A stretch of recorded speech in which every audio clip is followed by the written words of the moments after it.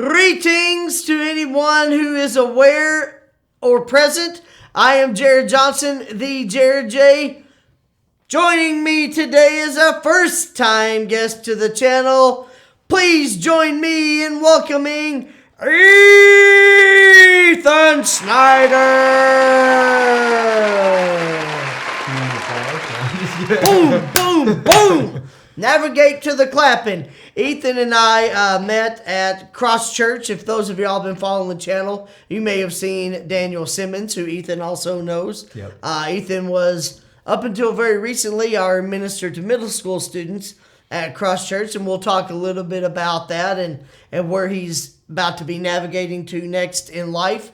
But first thing I wanted to touch on, Ethan, 'cause I've never heard you talk about this. What was it like growing up in the state of Rhode Island? Great question, actually. I've never been. Oh, so you didn't grow up there? No. Me neither. Okay. So we'll have to ask someone who actually did grow up there what it was like to grow up in Rhode Island. Like how was it? Yeah, if you grew up in the state of Rhode Island, let me know in the comments. Yeah. Because I still don't know the answer to that question. Yeah. I don't know either. Chris Black, did you go? Chris Black also did not grow up in the state of Rhode Island. I'm a Southern boy.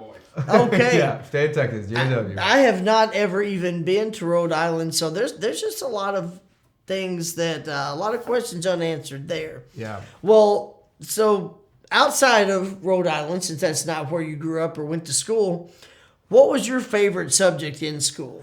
Oh man, that's actually a great question. So I grew up homeschooled. So your favorite subject was sitting at the kitchen table hoping mom didn't realize you weren't doing your work? Or sleeping in, yeah.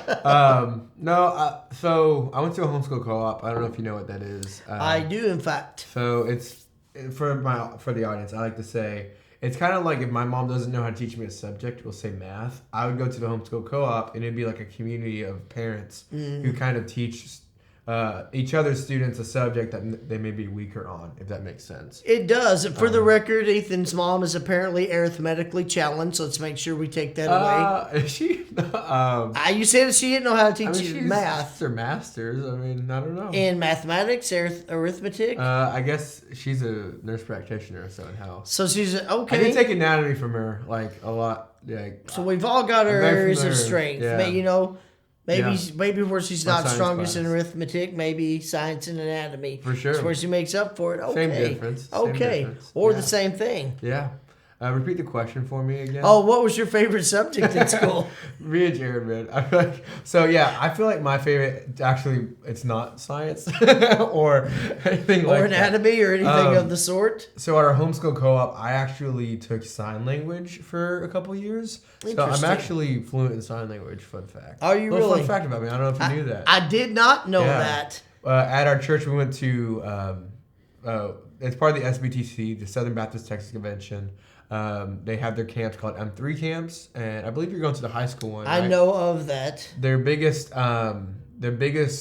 focus this year was actually sign language. So it was cool. Huh. I went, and I was teaching our student ministry sign language while we were there, because there was also a lot of deaf community there too. What'd you say? Yeah, I was like, sign. Just start signing to you. Just the whole rest of the episode. Yeah, he's like, what? In sign language. I am not fluent in sign language. Yeah. I do typically observe like traffic signs, but that's kind of as in depth as I am. That's a pretty easy language. It's a different type of sign language. Yeah. Yeah, totally separate. Now, on that note, what is your favorite brand of pretzels? Snyder's, actually. Snyder's Thank you. pretzels. If you had said anything else, I was going to be a little those disappointed. are mine. They're my pretzels. Ethan Snyder. If you had not Snyder. said Snyder's of Hanover. Yeah, that in was fact, the right if answer. you've ever eaten Snyder's pretzels, you owe me money. Just kidding. No relation at all. You're not going to get Not $1 relation. from me because you can't prove I ever had one. Nobody say nothing. Yeah. Nobody telling me nothing. Okay. Okay. Interesting. Okay, so you got that one correct. Yeah. So far he's grading okay. So I didn't know he was grading me on my Well, that was the answer, first so. one you were actually graded on because okay. you can't help if you were born in Rhode Island or not. Yeah. So, yeah, you got the pretzel one correct. So far he's at 100%. What if I had been but never was born there? Would I still have gotten graded like a 50%? That would be like a bonus. I could have given you some bonus points for having been there because that was still Never something. been. So, but it's still in the realm of you visited there, especially if you had some really cool information about it. That would have counted for something. yeah, We're not going back to Shauna. that though, because we've passed it. Okay. So it's too late for you to make up a story about being to Rhode Island. Yeah. Now that you know there's bonus points involved. absolutely. And these arbitrary points also lead to nothing. For sure. They're just tracking arbitrary points. Yeah, absolutely. So other than watching the Charlie Brown Christmas special every single year, does your family have any other specific Christmas traditions? Yeah, I actually maybe seen the special like twice. So, Do you just fall asleep or tune out? Your family watches it every year, right? that is a false information. Also, none of that was correct. None of that was correct. I knew I was running the risk on being inaccurate considering the fact that I made it up without ever consulting with him. Yeah. So that's not that shocking. Yeah. Man, traditions, Christmas traditions. My mom she does Christmas a little bit unorthodox. She made a thing called crap bags. That's how we get our What kind of bags? Crap bags. CRAP bags. Well, yeah, that's what I thought you Yeah, were saying, but yeah. I wanted to make sure. Absolutely. Okay. It's basically my mom gets like a big like bucket, like a laundry hamper or even like a trash bag or something, and she puts all of our presents in there. And sometimes we get a crap bag and then an extra So something are on the side. your presents representing the crap in the crap bag? Yeah. It's like, here's all the crap I got you this year. But Here's it a wouldn't crap be bag. like bad. Like one year I got a guitar in my crap bag. Or I got like, that's a pretty decent- Like it's good crap. You know what I Okay, mean? as far as pieces of crap are concerned, a new guitar seems fairly valuable. Yeah, or like video games. This like, also is the most times I've ever used the word crap on this channel. Oh, yeah. We're setting a new record yeah, for that. I apologize for any younger audience. and You younger know, viewers. I wasn't really expecting to go that route, but Yeah, hey. because we never consulted about. No, the I Charlie Brown didn't know Christmas, about the so- Charlie Brown Christmas. Yeah. Learning all kinds of things. I think you should get some bonus points, though, for the amount of times we You say spoke crap. about a feces-related Oh yeah. topic there. That was For sure. unexpected. Absolutely. But a topic within a topic is kind of my specialty here. Yeah. Anybody that's seen an episode should know that. Sure. So For what sure. was your first job, and what did you learn the most from it? Oh man, so I worked at Chipotle for 7 months. Oh, It and was when you were terrible. 12? Yeah, I was actually. Okay. Not 12 years old. Oh, ever? Uh, or just when you worked at Chipotle? Specifically at Chipotle. Okay. I was at one time actually. Me too. For a year. For a whole year. 12 whole months. Yeah, for 12 Same thing months. as, okay. Yeah, we did some common ground. Yes. So yeah, I started working at Chipotle a month after I turned 16. Because I was homeschooled, they actually took advantage of that. So it was like Working you way can work a later full-time and working, schedule. yeah. Yeah, like they just like worked me like a horse, and it was yeah, it was hard. What did I learn? That you didn't want to have a career at Chipotle? Honestly not much. I didn't learn much. I definitely learned that. People taunted me with management at 16. What? People taunted you. Yeah, like in if what? you do better, you will become manager. Oh, and then I'd always fall short every time, and it was like. Was it a case where no matter what you did, well, that still wasn't good enough? Yeah, basically. So What it a was way rough. to motivate a teenage boy that's Yeah. never had a job before. So I like to That's write that off foolishness. That job. Yeah. But you learned from it. You learned how I learned situations can be. I learned how to not be taken advantage of. Oh, well, see? By Okay. the workforce. So, I often tell people, and you may have heard me say this, then again, you may not have, Yeah. but I often tell people in life, in business specifically, but also in life, yeah, oftentimes it's just as valuable to learn what not to do as it is to learn what to do. valid Because when you learn what not to do, that often informs what to do. for sure. So yeah, there's a lot that can be learned from being in really negative situations. Absolutely. It's all contingent upon your perspective. Do I want to take away a lesson for this, or do I just want to be angry at the world that I went through it? Oh, for sure. And so I left there and went to Chick-fil-A, and I worked there for, I think, 3.5, 4 years. So I was there for a good chunk of time. Longest I've ever had a job consistently. Okay. And I promoted, went through the ranks. So I count that as more like my first job because I was still 16 But it years old. wasn't. But then it again, wasn't. your mom didn't teach you math properly. That was your second No, job. Let me just okay. make sure you understand that. Okay, wow. Wow, shots fired. For the record, my mom. Hello, can do Ethan math. Snyder's mom, who I've never met. Yeah. She's gonna see this and be like, "Who is this smart aleck talking about Yeah. me like that?" Her name is Martha. Hello, yeah. Martha Snyder. So Okay. I like to, with Batman versus Superman, I was like, about to. Martha. I was just getting ready to When say did you that hear was that name? both Bruce and Clark's mother's Yeah. name. Martha. Yes. Okay. That's it. Yeah, that's my mom. Okay. Now, speaking of Martha's, would you say that you are more inclined to ride a skateboard downhill as fast as possible or push a wheelbarrow full of bricks up that same hill? Ooh. Now I have to talk about conditions. If I'm going down Yes. as fast as possible, like, is there like a guaranteed wipeout at the end of it, or is it like You don't know yet. you don't know? You're just going You're just downhill going as and fast. hoping that you survive it and don't get It's funny injured. that you asked that. I don't know if the camera can see it. Actually, I have a scar right here. Do you see? Is it there? I see it. I don't know I if don't the know if the audience camera can see it or or not, not. but I've done that, and I did wipe out. on a skateboard downhill, It's a ripstick, which is like a skateboard. I don't know if you know what those are. a ripstick. Yeah, it's like a No. 2-wheel skateboard. Oh, I know. I've seen You those. kinda I like- did not know yeah. that they had a specific name. Yeah. So Okay. I did that. I had to wipe out. That's a whole story. But I actually, to be honest with you, and then there's like a wheelbarrow full of bricks. Yeah. But Push that's like up the that safer, same hill. That's a safer option. Is it though? If you're pushing up that same hill, if it's heavy enough and you slip, it's coming back on you. Is You there got a- gravity going Is against there a you. guaranteed weight on it, like that I can factor in? Like if you're like 1,000 pounds or something. I don't think it'd be that big a wheelbarrow. I'm Okay. thinking standard size wheelbarrow full of bricks. Let's say 200 pounds. 200. Okay. How steep is the hill? Let's say like a 47-degree angle. 47. So like not like okay. So closer to like 90 than it is to 0 is what I'm Yes. hearing. Okay. I don't know. That's a tough call. But It's all there's, like, contingent upon what- which risk you do we know want to the take. probability? Like, is there a percentage of a probability of if I Of were to wipe success out? in each Yeah. one? Yeah.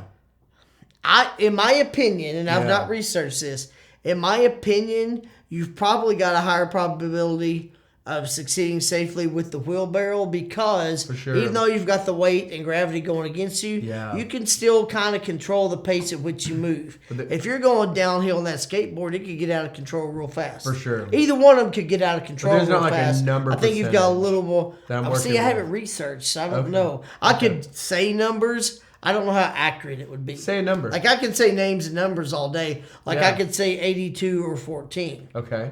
So like, what's the probability? Like, just off the top of your head. Okay, so the probability of succeeding safely in each one. Yeah. I'm gonna say the probability with the wheelbarrow because of the fact that you should be able to control it. Okay. Probability of succeeding safely in that one will be 57%. Okay.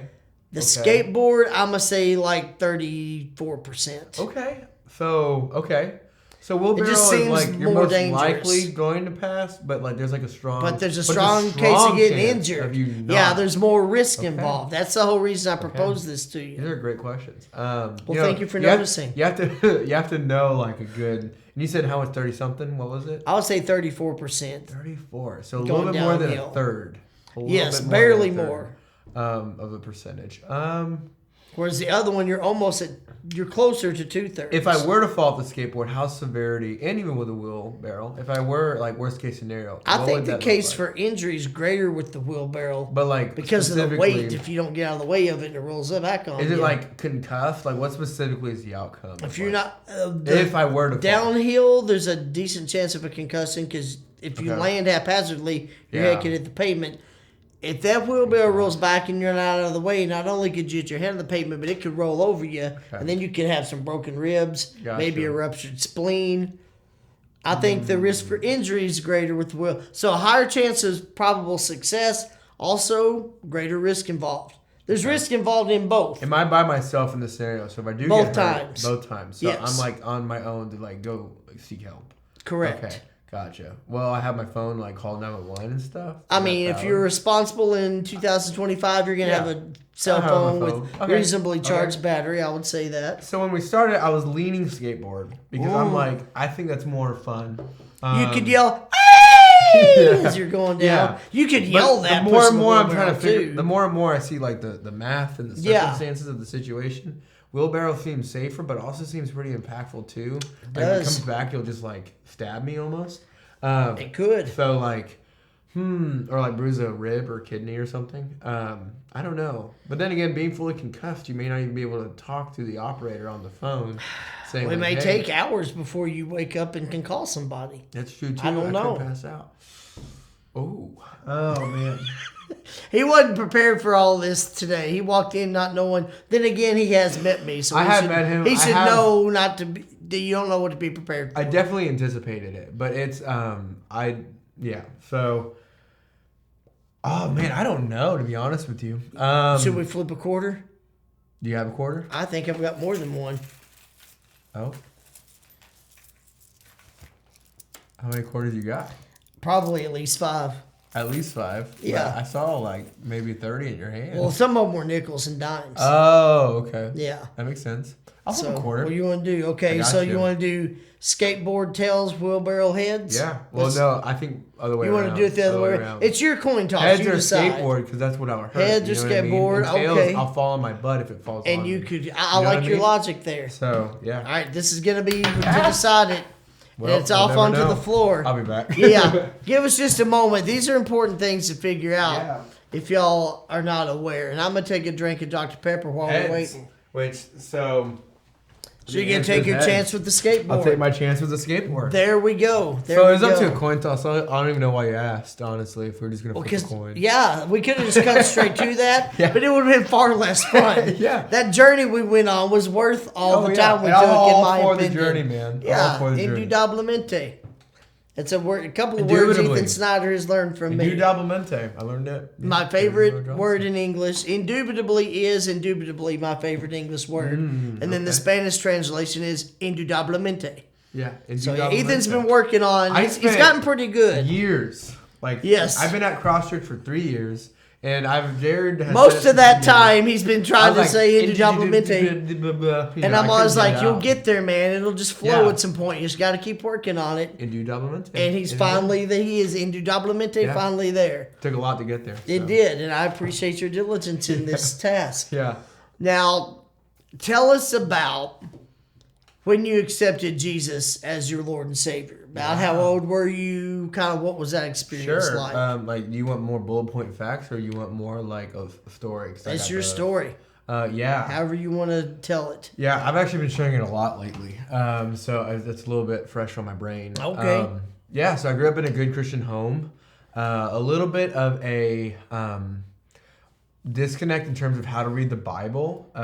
My parents didn't teach me that as much, but I did read the Bible, but I didn't understand how to put it together. Study it and digest everything. Like study it, but also like what's like the story of Scripture, because you see like you know your Bible school stories. Noah and the flood. You have Moses. You have David and Goliath, but like how are all those intertwined? And Gotcha. Are these just a series of totally unrelated stories? Do they somehow fit? For sure. Is kind of what you're saying. So I grew up. And I really struggled. I grew up in a male-dominant home to where it was very like rough and tough. Emotions are stupid. I come from a family of 6 brothers.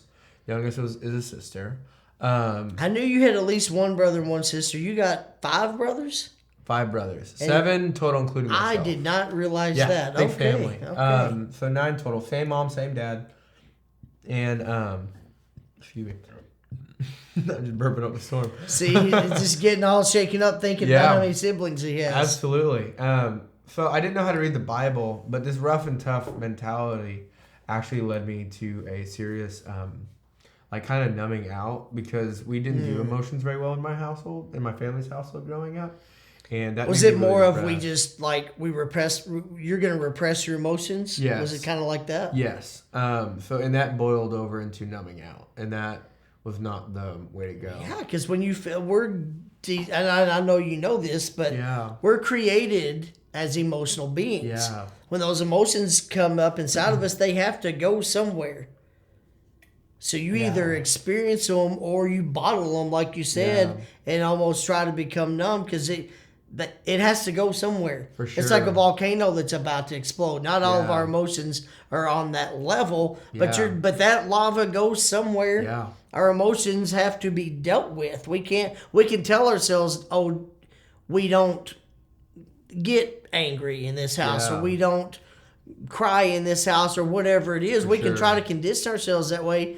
Truth of the matter is, if those feelings are in there, they gotta be dealt with somehow. Yeah, absolutely. So with my story, and I don't mind being vulnerable with you guys. I don't mind being vulnerable with Jared, because I don't mind telling you what I have struggled with and what I'm currently struggling with, and even will struggle with. Like I'm an open book. So I have no shame, because I know who I am in Christ, and now obviously. But these feelings of kind of numbness and apathy, if you will, when I was 15 years old, it actually threw me into a deep pornography addiction, where I struggled profusely for 3 years. And it was like nonstop. It was terrible. I felt like it was a ball and chain. I felt like it was genuinely destroying my life. And that actually fueled into my depression as well. Wow. June 16th, 2016, which is actually, we're recording this on the 14th. I was about to say. June 14th. Yes. So. Almost 9 years to the day. Little sensitive topic. If you're sensitive to some things, just be warned. But I actually almost ended up taking my own life at 15 years old. And in that moment was actually when I got saved, because my youth pastor, shout out to Johnny Chase, wherever you are. He has a ministry called Likewise Ministry. Look him up. He gave me Romans 8, and in that he basically, in summary, this is my life verse. This is what I hold on to deeply, and that is, I'm persuaded that neither death nor life, nor angels, nor principalities, nor rulers, nor things present, nor things to come, nor height or depth, nor anything in all of creation shall be able to separate you from the love of God, which is in Christ Jesus our Lord. That's my passage. I hold that close to my chest. If I could get it tattooed on my forehead, it'd be right here, because that's where my forehead is. You could. The words would just be really small, but it's not impossible. Well, yeah, I guess so. Or very tall and just crammed in there. There's ways to do this. Yeah, you put 5 fingers, 5 head. If you really, if this is really a goal, it could happen. Yeah, absolutely. So anyway, I held on to that passage in the moment of making that literally life-changing decision. And I gave so is he the one that helped lead you to Jesus? It sounds like. Absolutely. So if I'm understanding you correctly, you went from, I might actually end my life, to realizing not even the stuff that I'm feeling can separate me from God's love. Yeah. And I'm going all in with Jesus. Yeah. Did Donnie Chase know that you were struggling with these feelings? Yes. I called him a lot. And I remember when because again, pornography was a big struggle, I'd call him and we were trying to work through that. And we were just constantly on the phone with each other. Yeah. Just trying to get that, help my own biblical understanding. Yeah. Grow a little bit. So, and then I'm trying to think, and I would say the reason why that message alone with Romans 8 was so impactful, it was because I didn't feel loved, and I didn't even feel the emotion of loving others. So even when I didn't feel loved, maybe by a family member or by a friend or whatever, God's love stepped in and he filled that love. And even my own screw ups, because we've all screwed up. Honestly, we've all have fallen short. We've all fallen short of the glory of God. Yeah, we've all made mistakes, and I think even in the midst of our mistakes, even in the midst of our failures, Christ, God, still loves us. So I love that. Thank you. Yeah. Thank you so much for sharing that. Yeah, that was very absolutely. personal. And one thing you touched on that was really impactful was the last thing you said. Even in the midst, not in the aftermath of sins we've committed. Yeah. But even in the midst of whatever you're doing, even in the moments where you think my life's not even worth living, God's love doesn't turn away from us even then. Yeah. His blood that covered our sins, his love for us does not disappear. For sure. Even when we think we aren't worth anything. Even when we don't feel loved and don't feel like we can love others. God's love never turns away from us. Yeah. And even like when you are a Christian, even where me and Jared at with our walk in Christianity, that love is still there. Even if we are making mistakes. Hypothetically, by the way, newsflash, I stopped looking at porn December 30th, 2018. I thought you were going to say yesterday. I was going to congratulate you. Oh, yeah. Congratulations either way. I've been clean twice as long than actually being on it. Oh, wow. Honestly, man, congratulations. Yeah, like honestly. And it's a snare, but like in a hypothetical sense, if I were to be struggling with it, even in the midst of that, Christ still loves me. Right. But in the middle of that sin, we still need to walk away from it. Like if you are a follower of Christ but struggle with that sin, I would strongly encourage you, like Romans 6, read Romans 6. Should we continue to sin? No. Absolutely not. And should we go on sinning so grace could abound? Absolutely not. Yep, absolutely. So I would encourage you, any sin, Christ still loves you in the midst of that.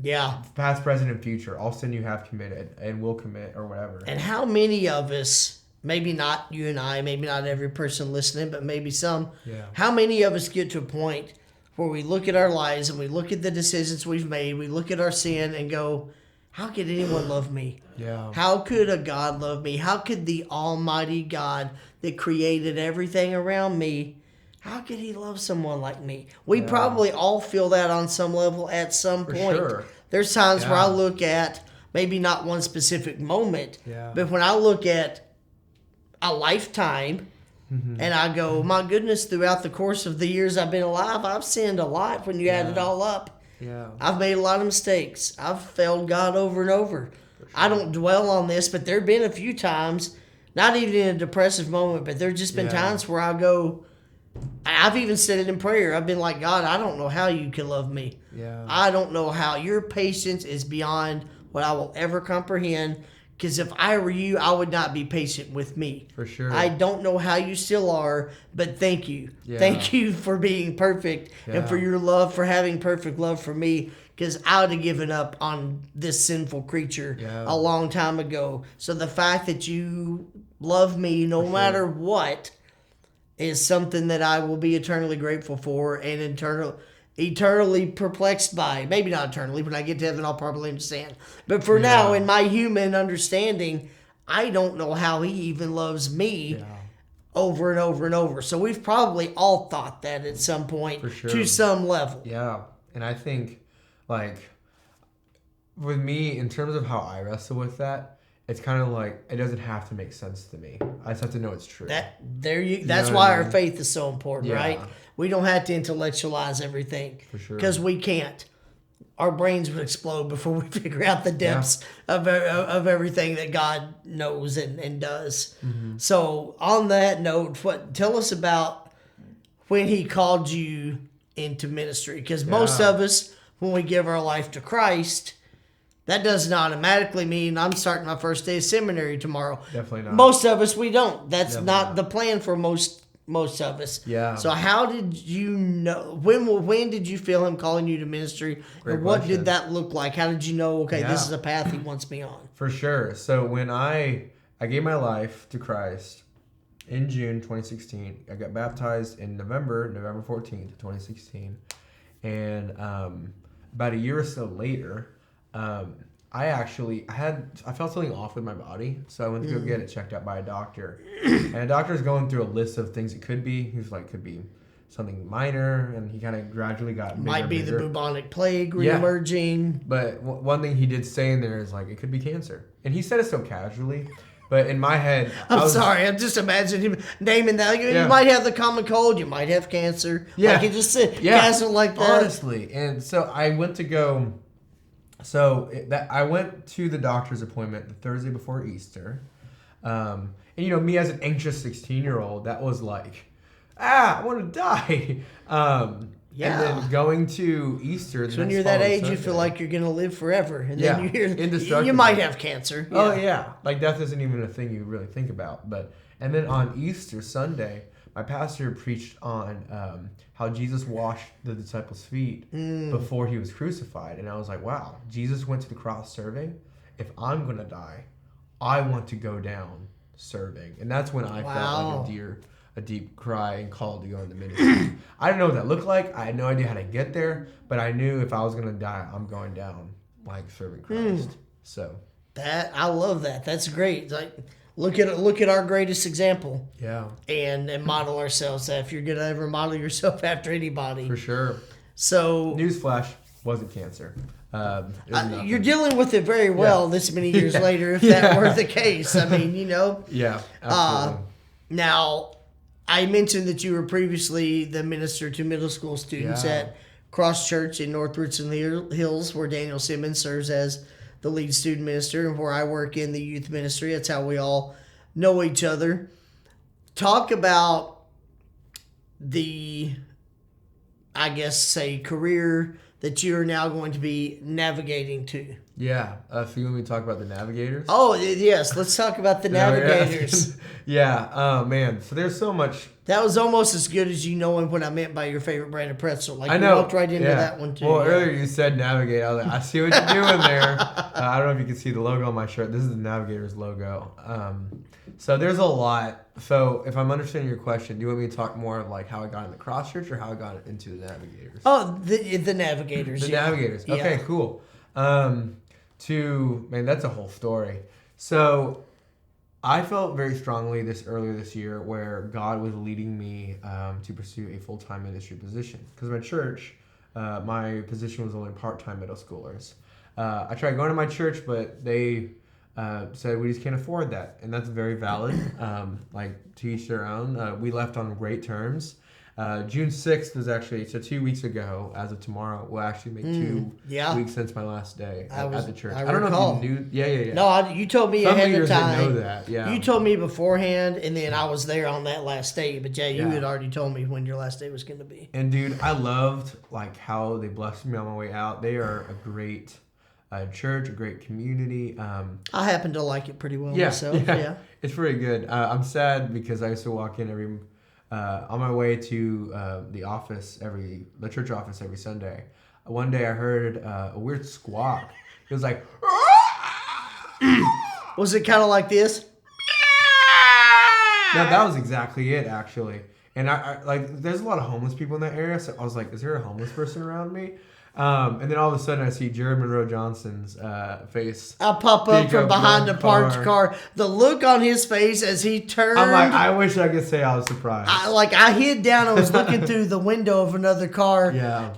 In the moment when I saw you, I just thought, oh, this calls for a pterodactyl noise. Yeah. And I squatted down. The look on your face as you scanned the area, seeing no one, and thinking, okay, I know I heard. Like, I could see it in your eyes. Like, I heard that word it come from. I think I've even heard him call my name. Didn't you call my name a couple times? Yeah, as you turned to walk away, I said, Ethan, and made that noise again and popped down. You kept looking around. Finally, I popped up and greeted you, and you were like, oh my gosh. And then you said, I should have known that was you. Yeah. Like, I should have just automatically known. It was a fool me once, shame on you. And then fool me twice, man. He tried to come after. He did it again. I said, all right, Jared, where are you? I knew the next Sunday you would know it was me, but I was like, I'm still going to do it because there you are. But I'm going to miss that, like, honestly. And I do miss it, being gone for 2 weeks. And I felt, I do back then, 2 weeks ago, I worked 2 jobs. It was part-time church and part-time electrical work.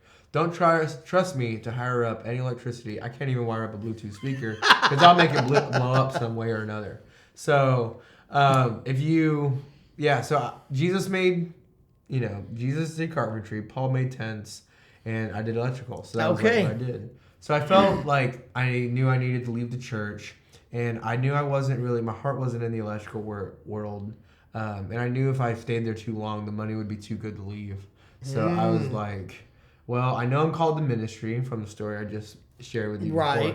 And I was like, well, God, you lead me. And so I applied for other full-time churches. During this time, I actually did a lot of praying and fasting because Daniel Simmons, he was really big in like fast. Yeah. I don't know if he even talked to you when we have had conversations about this. So he really pushed me to fasting. I was like, okay, let me try it.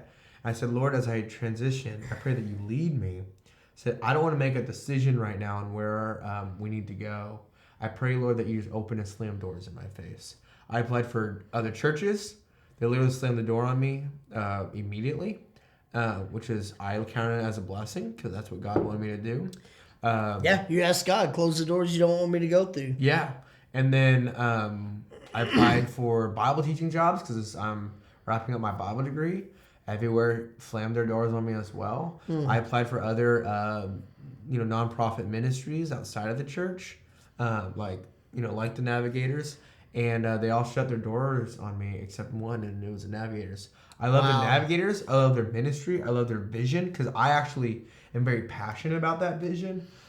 So for the audience that may not know, what is the Navigators vision? Yeah, so the Navigators. I don't think we've mentioned that. They are a parachurch ministry who focuses on two different people groups: college students and also military. How it started was a gentleman who was a Bible thumper growing up. His name's Austin. I may get my facts a little wrong, but you can look him up. Founder of the Navigators. Look up his story. But the gist of it was, he was very into his Bible. He could recite any Bible verse, but he wasn't actually a Christian. And then he almost drowned. He said, "Lord, if you save me from drowning, I will give my life to you." And a guy came along in a fishing boat and picked him up. And he gave his life to Christ. And then he was in the military, started in the military. And he was on a boat on deployment. And he was just doing Bible studies around the ship. And so their main focus is discipleship. And that's like my bread and butter. I love how they do it, the one-on-one, but also like in Bible studies and even through preaching. And so what that looks like now in terms of what I'm doing and what the Navigators are for, the Navigators, like, I will be meeting with students one-on-one and just kind of showing them who the Jesus of the Bible is. Showing them, like, not the Jesus you see on TikTok, not the Jesus you see on Instagram, not the Jesus you see on the news, or the Jesus that just says, "I hate gays," and I won't take away your rights, your choice, according to how the media presents it. Like, obviously, there's scripture for everything. I'm not talking about politics. I don't care right now. But I want to show them the Jesus of the Bible in John 1:14. Jesus is our source of truth. The Bible is our source of truth. And that's where we need to go and show them in John 1. Jesus is both full of grace and full of truth. And I think sometimes you have Christians who are too much truth and not enough grace. And you have so many Christians, that's bad English. So many Christians who are too much grace and not enough truth. And I want to help people see that. Like the Jesus who I fell in love with and show others. Because like I said, I grew up in a home where I didn't know how to like read the Bible. Even though I read the Bible, but I didn't understand the Bible, like study it and so on and so forth. I want to help students. I'll be going to Texas A&M. I want to help the students at Texas A&M go and see who the Jesus of the Bible truly is. So and that's kind of like what the Navigators is for, is mainly discipleship and Bible memory. Okay. So I'm very passionate about that. And also, disclaimer, I'm not a football fan. So if you're a UT fan, I'd be called a 2%er where I go. I will become a football fan because I think there's going to be a lot of ministry You'll just be there and you'll have but I just want to go where the Lord leading me. And so there's two reasons why I didn't want to actually join the Navigators. It was because you have to raise your own support. And that's like the scary... Like, that's scary for me. There's a lot of unknown there. Yeah, there's a lot of unknown. And the second is moving. We have a lot of family right now who's going through some serious health stuff. And it's hard for us to walk out of that. Have you seen Lord of the Rings? Bits and pieces. Yeah. So for all my Lord of the Rings fans out there, I've grown up in DFW my whole life. Farthest I've ever lived from my parents was 20 minutes. And there's a scene in Lord of the Rings where Samwise is taking one step outside of the Shire. And he says, "This is the farthest I've ever been away from the Shire, where I've been away from my hometown." And that's how I feel moving to College Station. It's 3 hours away from where I currently live. That may seem like a small, significant step for someone, but for me, like this, I'm uprooting everything. My community, my church, everything that you really know. Yes, you're moving 3 hours away from. Yeah. So that's like the fear that I'm having. But I felt like my prayer, like God lead me. He shut every door in my face except the Navigators. And I said, this is where I need to be. It sounds like, that's the one door he opened when you asked him to. Yeah. That sounds pretty clear. Okay. Yeah, absolutely. Very cool. So, where do you envision yourself 20 years from now? Yeah, I mean, honestly, in the will of the Lord. You know what I mean? Whatever that looks like. Yeah, because okay. I would have never imagined myself doing what I'm doing now. But I think always just putting my yes on the table. I can tell you my ideal, Okay. my ideal. Before I say that, I was talking with one of my leaders, telling him I was moving to College Station. And he said, do you know how to, like, you want to know how you want to make God laugh? You tell him your plans. So, of course, like, yeah. And obviously, there's a passage in the Bible where it says, a man plans his way, but the Lord directs his steps. Yeah. And also, like, there's so many, like, following faith. Like, that's, like, my big thing right now. Ideally, I do plan to, like, be at the Navigators for the rest of my life. Okay. Because I'm the kind of guy who sinks his roots in deep. And it even goes in with the whole DFW predicament of, like, I'm uprooting and that hurts. Yeah. So I'm like, I want to sink in deep. The deeper the roots are, the longer it takes to pull them out, or the more work it is to pull them out. Yeah. For sure. And I think, I don't know what that looks like geographically, but I would love to retire with the Navigators and just kind of see, just kind of what that looks like. Excuse me. Oh, man. Like, kind of just see where God leads me in that. But my plan is to retire through the Navigators and make it a career out of it. Unless God calls me to another area. Unless God calls you somewhere else. Yeah, absolutely. Okay, very cool, very cool. And then a couple other things I'll ask you. Currently, would you say on average you eat more or less than 7 packages of Pop Rocks per day? More or less? Yeah, like greater or less than 7 packages of Pop Rocks per day? That's a good question. I don't know. I like Pop Rocks a lot.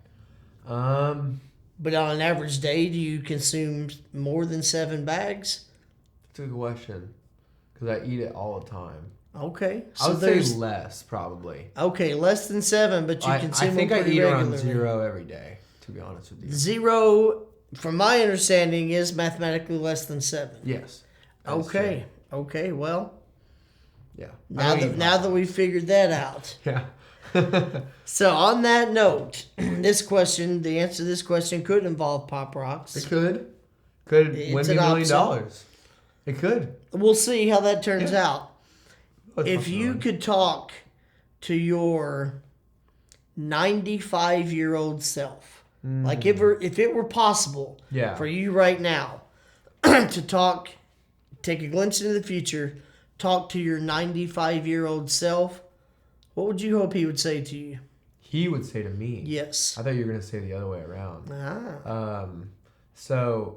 Because I was actually going to say, I think it'd be better to listen from him than from me. Well, there you go. I think stay faithful. Like, in the midst of everything, just stay faithful. Because I even believe, like, God even knows me then, like, as a 95-year-old, even though that hasn't occurred yet. But our God knows no bounds, so I concur. So, like, and he even knows me after 95. So, just the man I'm going to become, I would just say, just stick with him. Like, be faithful, do what you're doing with the Navigators, and then he may even tell me, don't do that. You know what I mean? Like, don't do this, don't do that kind of stuff. Don't be trying to push wheelbarrows up steep hills. Yeah, get off that skateboard. Just get yourself out of those situations, boy. Get off the skateboard. Yeah. If I can remember, my memory is like of a goldfish. I'm like, it's so bad. So your 95-year-old self might first say, "Who are you?" Yeah. That might be how the conversation starts. Same nose, My ears will be a little droopy. I'll be like probably deaf because I feel either that or I just, can't hear where the lick. So maybe, I don't know. We'll have to wait and find out. Yeah. I hope I'm not as short as, meaning... Because I know with age, I think you actually do shrink a little bit. Oftentimes, yes. So I hope that is not the case with me. You hope you at least stay the same height.